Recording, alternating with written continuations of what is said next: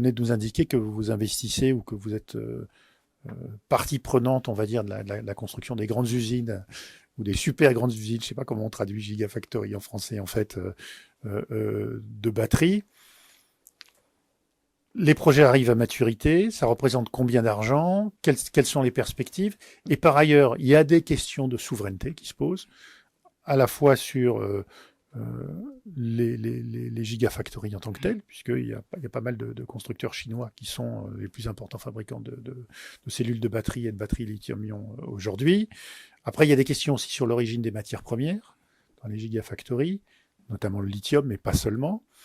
Et puis après, il y a des questions qu'on peut éventuellement se poser sur l'avenir de l'industrie automobile européenne, sachant que la rupture technologique, qui est le passage de la motorisation thermique, où l'industrie européenne avait un premium technologique, ou une avance, ou une réputation, à une technologie électrique où elle n'est plus en avance, puisqu'elle est, en tout cas, je ne sais pas si elle est à la traîne, mais en tout cas, les constructeurs chinois et l'américain Tesla sont devant les Européens.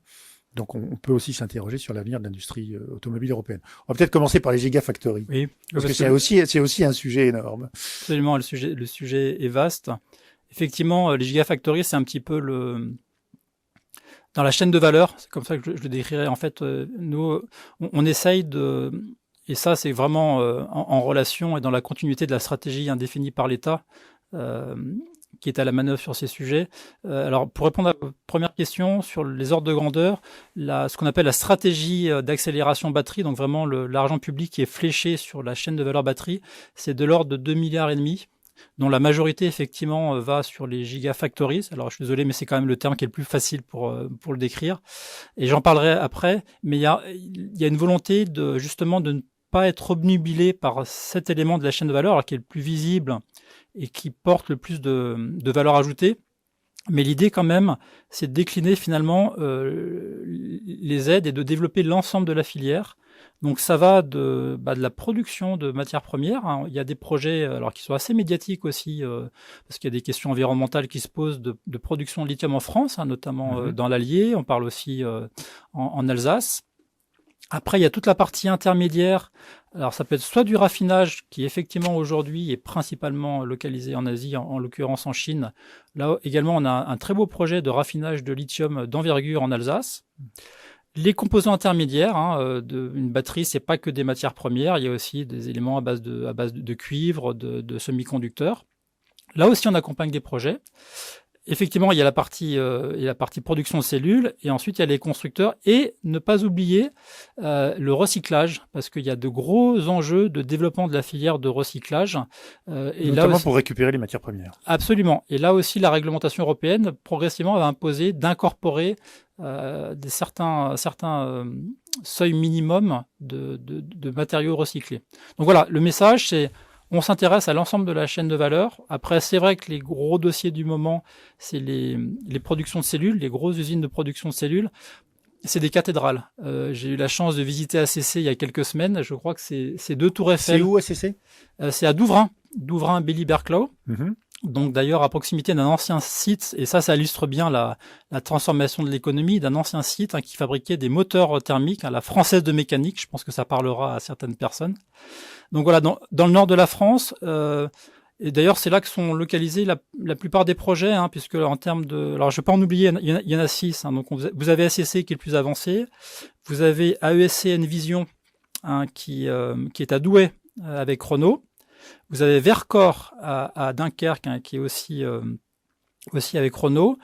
Plus tard, et là ça a été rendu public il y a quelques semaines, il y a une conférence de presse, vous avez Prologium qui a vocation à développer des cellules de batteries solides, également dans le nord de la France. Et puis vous avez, alors j'ai pas préféré parce que... La batterie solide, c'est une nouvelle technologie qui doit être supérieure à la technologie actuelle. Bon, ça fait...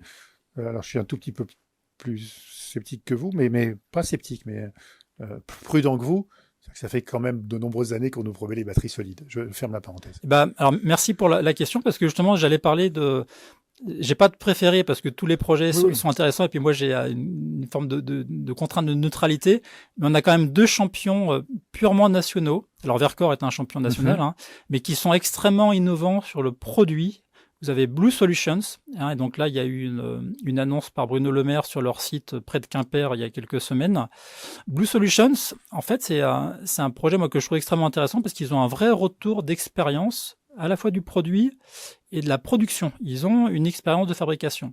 Et Blue Solutions, ce qu'ils appellent leur génération 4, et là, pareil, c'est public, ils ont levé le fameux verrou, hein, qui était la contrainte de maintien en température de leur batterie, qui limitait leurs usages à des applications extrêmement limitées où il fallait être constamment branché. Donc là, on a un très beau projet porté par Blue Solutions de batteries solides, un lithium polymère, avec un site industriel dans le Grand Est.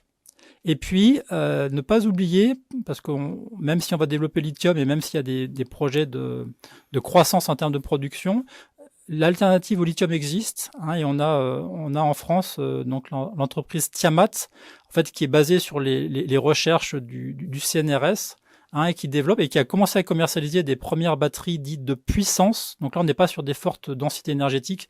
C'est par exemple pour de l'outillage, voilà, de l'outillage portable, forte puissance. Par contre, ils ont une deuxième génération qu'ils ont annoncée, qui elle va se rapprocher des batteries lithium en termes de densité énergétique et avec des applications possibles pour la mobilité. Donc certes, les batteries solides, on a l'impression que finalement chaque année on annonce qu'elles vont sortir et puis c'est décalé. Ça avance quand même, et ne pas oublier aussi le progrès phénoménal sur les batteries, les chimies LFP. Il y a 5 ans, je pense que pas grand monde aurait misé sur les chimies LFP. Elon Musk a fait une annonce assez fracassante fin 2020 en disant que Tesla misait sur les chimies LFP. Aujourd'hui, vous n'avez pas, à ma connaissance, un grand constructeur mondial qui ne regarde pas le sujet. Et donc la batterie LFP, elle a énormément progressé. Elle apporte des coûts plus faibles, hein, par rapport aux chimies dites NMC, donc nickel, manganèse, cobalt. Ça permet de se passer justement de nickel et de cobalt, hein, ce qui n'est pas sans intérêt. Et là, on est sur quand même des croissances en termes de densité, où on est de l'ordre de 150 Wh au kilo et avec des perspectives d'aller à 200 Wh au kilo. Donc en fait, ça bouge vite quand même. Mmh. Ça bouge vite, et il y a aussi un effet d'échelle qui fait que les coûts baissent. Donc ça, c'est pour les gigafactories. Après, sur la question plus globale de l'automobile et de la concurrence avec la Chine, moi, je fais partie des gens qui pensent que, alors certes, il y a une course qui est engagée, mais il n'y a pas de fatalité. Et je pense qu'il faut en fait faire un diagnostic assez clair et juste, mettre à niveau les règles du jeu. Et d'ailleurs, c'est ce que demandent les industriels, nos capitaines d'industrie. Hein, ils ont fait une tribune dans le Figaro, je crois que c'était ce week-end, en demandant justement de ne pas changer le calendrier. Par contre, leur message, c'est... Donc le calendrier de 2035, qui est la fin de l'interdiction de vente de voitures à moteur thermique neuves en Europe en 2035. Alors de véhicules émettant du CO2 à l'usage. Hein, oui, qui en fait revient à ça. Mais vous avez raison. Ce qui pourrait, en tout cas, précisément, c'est exactement ça. Exactement. Mais sachant que des véhicules qui émettent des véhicules qui n'émettent pas du CO2 à l'usage, c'est de l'électrique à batterie. Voilà. Oui, alors après. Et éventuellement de l'hydrogène ou des carburants synthétiques, mais voilà. Absolument, exactement. Donc, ce que je voulais dire, hein, c'est que moi, je pense qu'il faut effectivement pas être naïf sur vis-à-vis de la Chine, sur quelque part, il y a l'enquête qui est en cours, que tout le monde connaît. Il y a un calendrier d'élection qui fait que les annonces ont été un petit peu reportées dans le temps. Mais de remonter les barrières douanières, je ne sais pas si c'est 20, si c'est 25%, mais quelque part pour qu'il y ait une forme d'équité par rapport aux subventions en Chine, ça me paraît relativement incontournable, et je pense que c'est ce vers quoi on va, sans aller jusqu'au protectionnisme exacerbé à l'américaine, où là je pense que c'est contre-productif sur le long terme, hein, ça génère de l'inflation, ça aide pas le développement de l'innovation. Et le deuxième volet, et ça c'est extrêmement important, on n'en parle pas forcément beaucoup dans les médias, mais en fait c'est la réglementation que je qualifierais d'intelligente. Hein, c'est-à-dire que pourquoi on fait des véhicules électriques, c'est pour décarboner. Donc si on produit des batteries en émettant beaucoup de carbone, il n'y a qu'une partie du chemin qui est fait. Et donc là, je pense qu'il y a des discussions en cours au niveau européen. Alors, je ne vais pas trop rentrer dans les détails, mais il y a un article spécifique sur les batteries qui, justement, a vocation à imposer des critères environnementaux avec le passeport batterie et ensuite des normes, des seuils. Et à l'horizon 2028, hein, l'idée, c'est d'interdire l'accès au marché à des batteries, en l'occurrence, qui ne seraient qui serait produite si elle ne respecte pas ces critères environnementaux. C'est-à-dire que la question derrière ça, si j'ai bien compris, hein, je peux me tromper, c'est que la fabrication des batteries, des cellules de batterie notamment, demande beaucoup d'énergie et beaucoup d'électricité. Et on sait tous que l'électricité, en Chine notamment, est extrêmement carbonée parce qu'elle est produite encore aujourd'hui massivement avec des centrales à charbon. Ce qui veut dire que l'empreinte carbone d'un véhicule électrique, quand sa batterie a été produite en émettant beaucoup de CO2, est assez importante et ça, on va dire, ça contredit l'objectif initial du véhicule électrique qui est, ça va à l'encontre de sa vocation qui est de réduire justement l'empreinte carbone et les émissions de gaz à effet de serre. C'est ça, en fait, ça décale un peu dans le temps le point où, au moment... Ça oblige à rouler beaucoup plus longtemps pour réussir à avoir une empreinte carbone Exactement. plus intéressante. Là, il y a plein d'études, hein, il y a l'ADEME qui en a fait, etc. Et donc voilà, moi le propos, c'est que je pense que c'est pas du protectionnisme, je pense que c'est de la bonne réglementation pour justement imposer des normes environnementales assez strictes, parce que là, pour le coup, notre production européenne, elle est vertueuse. Alors, mis à part peut-être, et c'est là qu'il y aura, je pense, un débat intéressant avec nos partenaires de l'Est, hein, la Pologne et la République tchèque, qui ont encore un mix électrique carboné, mais je pense qu'ils même l'Allemagne, hein. Ouais, mais l'Allemagne, ça va assez vite quand même. Alors, on va pas revenir sur le nucléaire, etc. Moi, je fais partie des gens qui considèrent que c'est un peu dommage qu'ils aient anticipé la fermeture de leur réacteur, mais passons. L'Allemagne est quand même dans une logique de décarboner son mix électrique à un horizon de 10 ou 15 ans. D'accord. Et donc, vous pensez-vous que pour finir sur la souveraineté, sur la question surtout de l'avenir des constructeurs automobiles européens, vous pensez que le jeu est pas encore, la partie est pas encore jouée et qu'ils ont un potentiel parce que on voit bien qu'ils ont des difficultés commerciales, ils ont des difficultés en termes de prix de leurs véhicules. Vous pensez qu'il y a encore des possibilités pour eux de réussir économiquement à surmonter ces difficultés et d'être compétitifs face aux Chinois et face à Tesla? Ah, complètement. Tesla a apporté, et il faut rendre crédit au projet Tesla, parce qu'on parle d'Elon Musk, mais je pense que c'est quand même une équipe. Ils ont fait la démonstration que ça fonctionnait un peu avant les autres. Et en fait, on dit souvent Tesla, c'est une tablette ou un iPad à roulette. En fait, quand on regarde de près, ils se sont aussi attachés aux fondamentaux de l'automobile. Alors, il y a effectivement toute la partie logicielle qui est très intéressante, mais ils ont développé une infrastructure de recharge. Et leur produit, quand vous regardez de près, en fait, il revient aux fondamentaux de l'automobile qui sont l'efficience. Ce sont les véhicules les plus aérodynamiques, par exemple. Et c'est ça le sujet pour un véhicule électrique. La vraie question, c'est l'autonomie à haute vitesse sur autoroute. C'est là que se pose la question. Tesla est le leader de l'aérodynamisme sur les véhicules. Et ils se sont aussi posé la question du volume et de réduire les coûts. Et ben en fait, vous regardez une Tesla Model 3 ou Model Y fabriquée à Shanghai. C'est un véhicule, c'est le même produit, à quelques détails de normes près, c'est le même produit vendu en Chine, aux États-Unis, en Europe. Et donc ils ont des usines. Je crois que c'est Shanghai, c'est pas loin d'1 million de véhicules. En fait, et moi, j'ai grandi à une époque où on parlait de l'automobile. Il faut réduire les coûts par l'augmentation des volumes. Je pense que ces quelques années, on a beaucoup parlé parce qu'il y avait la pénurie des semi-conducteurs. Donc c'est vrai que les constructeurs se sont plutôt focalisés sur les véhicules rentables qui généraient de la marge. D'ailleurs, on voit des marges opérationnelles à 2 chiffres, ce qui, objectivement, il y a encore 10 ou 15 ans, n'était pas le standard. Ça restait l'exception. Donc voilà, Tesla, ils ont fait bouger les lignes. Évidemment, les Chinois sont là, et donc c'est là où je pense qu'ils ont fait bouger les lignes aussi, en finalement montrant qu'un véhicule électrique peut être un véhicule haut de gamme. Et statutaire aussi dans une certaine mesure, puisqu'ils ont bouleversé le marché du véhicule électrique en faisant un produit, on va dire, qui permet, en tout cas à un certain nombre de leurs propriétaires, de revendiquer de quelque chose ou de faire passer un message. Pardon. Ouais, c'est vrai qu'ils ont démarré par le haut de gamme, leur premier véhicule. Après, quand vous regardez factuellement aujourd'hui ce qui se vend le plus, les Model 3, en fait, c'est les entrées de gamme qu'ils vendent le plus. Les Model Y, c'est les entrées de gamme.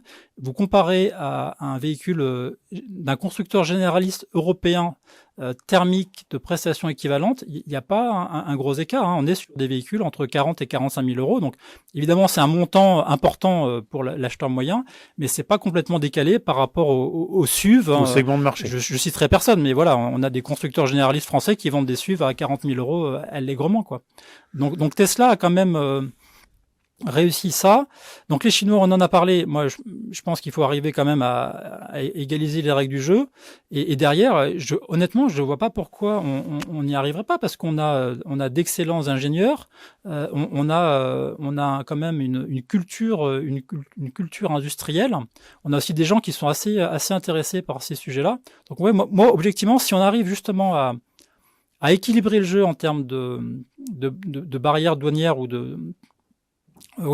par rapport aux importations, et avoir une réglementation qui, quelque part, met le juste prix à l'empreinte carbone, il n'y a pas de raison qu'on n'y arrive pas. Et on a objectivement beaucoup d'atouts. Plus que les Américains, là, pour le coup. Donc, je pense que l'approche sur le court terme peut séduire certains électeurs. Je ne suis pas sûr que sur le long terme, ça soit la meilleure des approches. On va clore le chapitre automobile, même électrique, même si... à nouveau, on peut en parler très longtemps. Et on va peut-être passer à si vous en êtes d'accord, à quelques technologies un peu moins grand public, on va dire. Donc il y en a une qui nous tient à cœur ici, qui est la géothermie.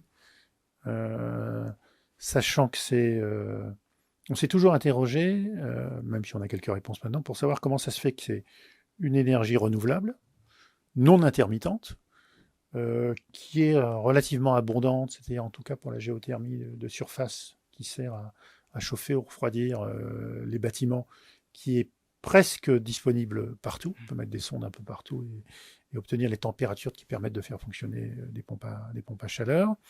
Et après, on a de la géothermie plus profonde qui permet de produire l'électricité ou de la chaleur industrielle. Mais en tout cas, elle présente beaucoup d'avantages. Un inconvénient quand même, qui est que le coût d'investissement au départ est assez élevé, même si en général, il est rentable quand même au bout d'un certain nombre d'années systématiquement. On va dire, elle ne s'est jamais vraiment développée à la hauteur de ce qu'elle aurait pu ou de ce qu'elle devrait se développer.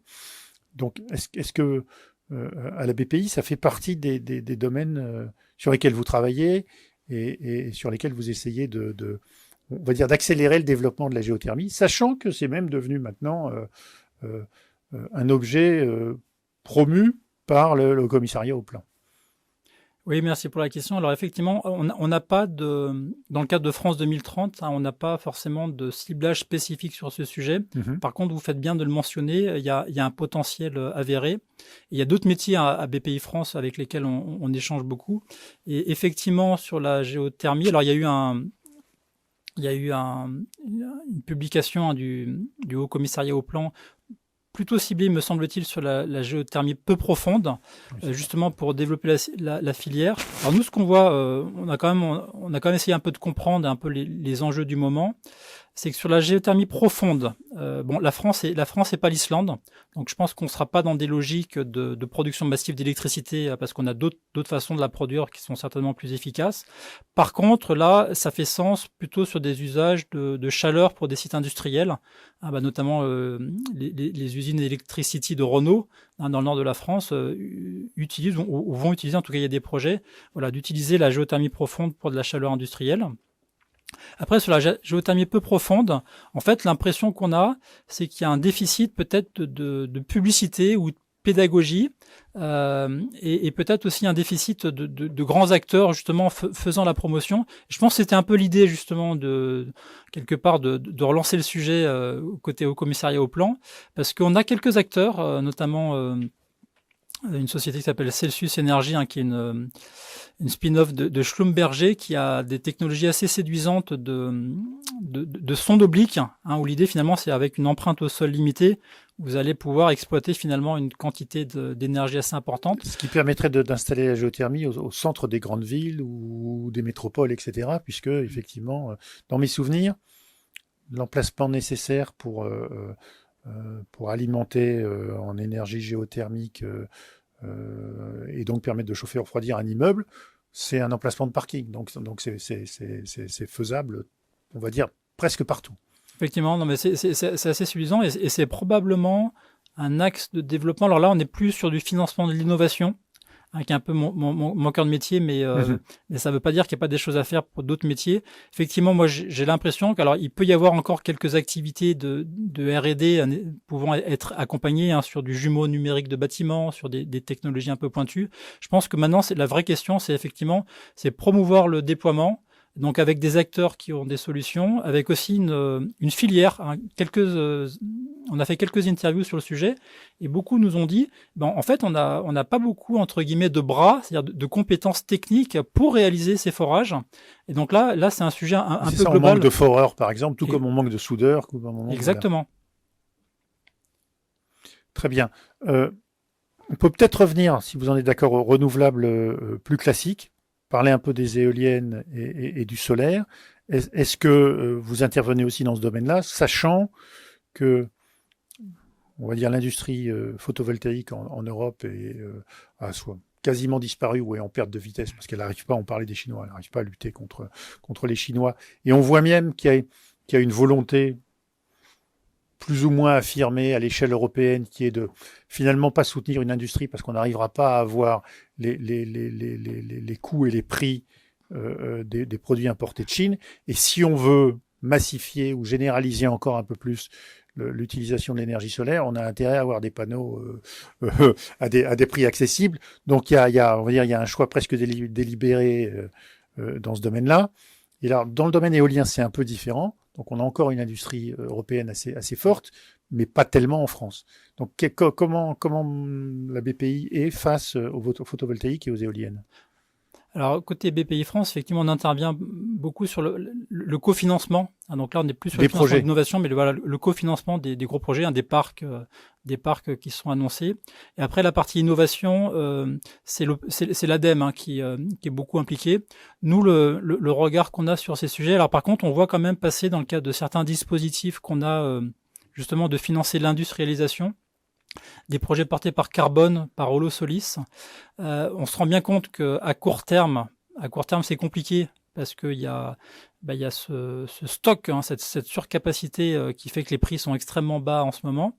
Par contre, ils annoncent quand même des technologies, des évolutions technologiques intéressantes pour améliorer les rendements, hein, de ces panneaux, ce qui fait sens sur le long terme. Moi, je pense... Alors c'est un sujet qui est pas facile et honnêtement je suis pas expert du sujet, mais l'impression que j'ai c'est qu'il y a un arbitrage qui est pas évident entre tenir les objectifs de déploiement à court terme, et là entre guillemets ça serait dommage de se passer de la manne qu'on a de panneaux photovoltaïques chinois peu chers, versus quand même préserver l'avenir de ces acteurs parce qu'ils vont arriver dans 2-3 ans avec des technologies intéressantes. Donc c'est là je pense qu'il y a un arbitrage au niveau des pouvoirs publics et peut-être de la commande publique justement pour trouver le bon dosage pour concilier l'ensemble des objectifs.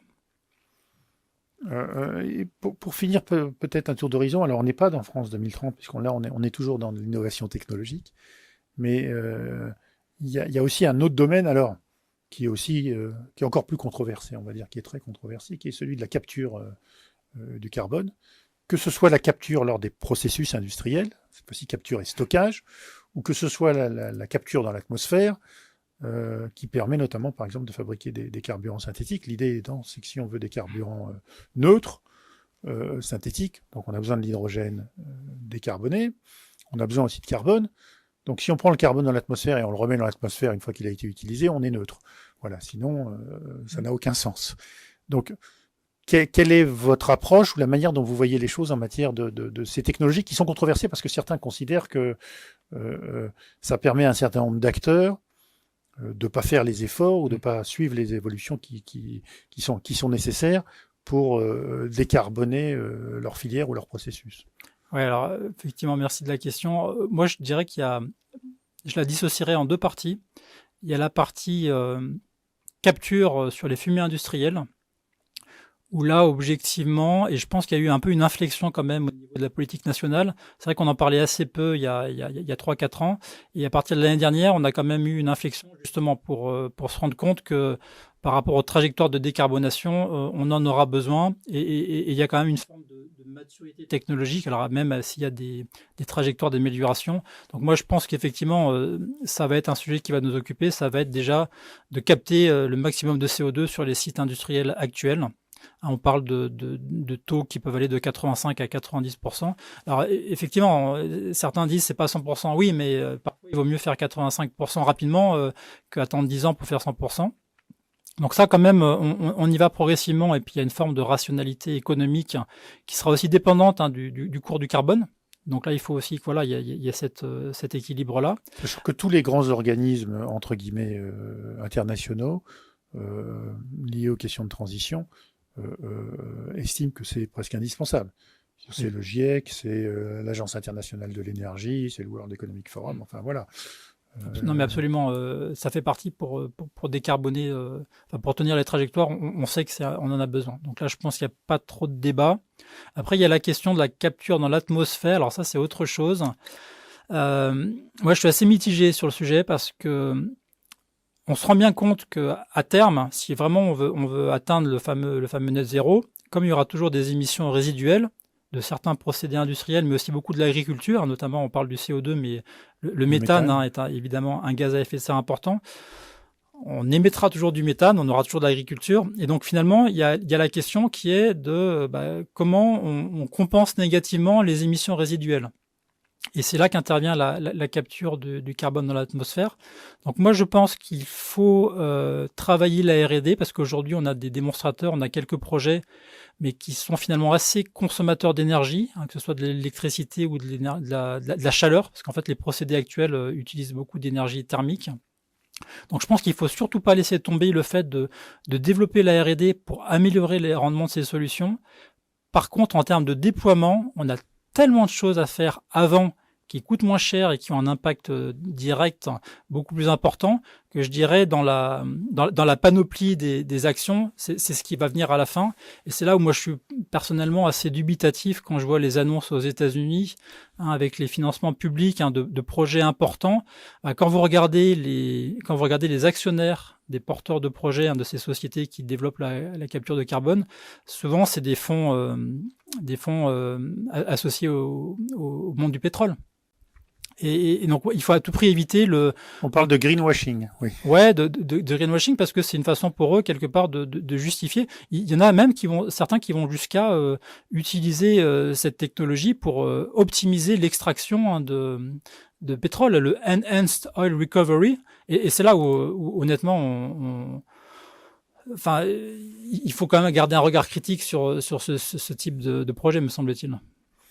Alors on pourrait peut-être finir sur quand on regarde la façon dont les choses sont menées en matière de transition énergétique, on est plutôt dans une vision, en règle générale, assez pessimiste ou négative, ou il y en a beaucoup qui insistent sur effectivement la complexité de la chose, sur le fait qu'il n'y a pas de solution miracle et qu'on doit s'adapter, et que c'est multifacette, mais que c'est quelque chose de compliqué, c'est coûteux, ça se heurte à de nombreux obstacles politiques et sociaux. À côté de ça, on a, entre guillemets, beaucoup de prophètes de l'apocalypse qui disent que si on n'arrive pas à faire ça d'un claquement de doigts dans les années qui viennent, on va tous mourir. Enfin, vous voyez, ce genre de choses-là. Et finalement, je trouve que votre discours, alors il a l'avantage d'être concret et aussi d'être relativement optimiste. Parce que si on résume ce qu'on vient de se dire, vous considérez que dans les différents domaines qu'on vient de couvrir, à chaque fois, il y a des perspectives, il y a des initiatives intéressantes, il y a des technologies intéressantes, il y a des écosystèmes qui sont en train de se créer et qui semblent pertinents ou qui pourraient fonctionner. Donc finalement, vous avez vous qui êtes on va dire au contact direct avec tous les acteurs, c'est plutôt réjouissant de vous entendre. Ça donne quelques raisons de croire qu'on va y arriver. Alors, tant mieux si c'est l'impression qui se dégage, parce que c'est effectivement une conviction profonde. On sait que ça va pas être simple. On sait que ça va nécessiter des changements de comportement. On a quand même des modélisations maintenant qui sont de plus en plus affinées, qui nous expliquent un petit peu la relation de cause à effet. Donc moi, je pense effectivement que, en fait, c'est un enjeu collectif. Et c'est là où il faut que, évidemment, les entreprises, évidemment les citoyens, dans leur comportement, dans leur façon de se positionner, les pouvoirs publics, jouent tous au même jeu. Mais je pense qu'on a, en fait, alors je vais dire une banalité, je suis désolé pour cette conclusion, mais on peut y arriver. à condition de faire deux choses. Il y a quand même une notion de sobriété, moi, qui me paraît, il faut pas se voiler la face. Il y aura des efforts à faire sur la sobriété si réellement on veut tendre vers le net zéro. Mais on a aussi beaucoup besoin et on a énormément de leviers d'action via la technologie. Et c'est justement ça qui est important, je pense, c'est d'arriver à développer les bonnes technologies au bon moment pour que chacune contribue et qu'on arrive à la fin à l'objectif final. Très bien. Eh ben, c'est peut-être une conclusion banale. Enfin, je trouve pas qu'elle est si banale que ça. Mais en tout cas, c'est une conclusion positive et c'est la démonstration aussi que on peut faire des choses. On peut faire des choses si on veut, et notamment en France, parce qu'il y a aussi, on va dire, on a une capacité à s'auto-dénigrer qui est assez forte, qui parfois est légitime, hein, parce qu'il y a des choses, tout fonctionne pas forcément bien dans ce pays, mais il y a quand même un certain nombre de choses qui fonctionnent. Et c'est vrai qu'on a été, notamment dans le domaine industriel pendant longtemps, il n'y a pas de raison qu'on le soit encore aujourd'hui, un pays d'innovation, un pays où on a des ingénieurs qui sont très créatifs, et ça reste une des forces de ce pays qu'on oublie parfois. Merci. Merci David, pour Monty. Merci. Merci à vous Eric.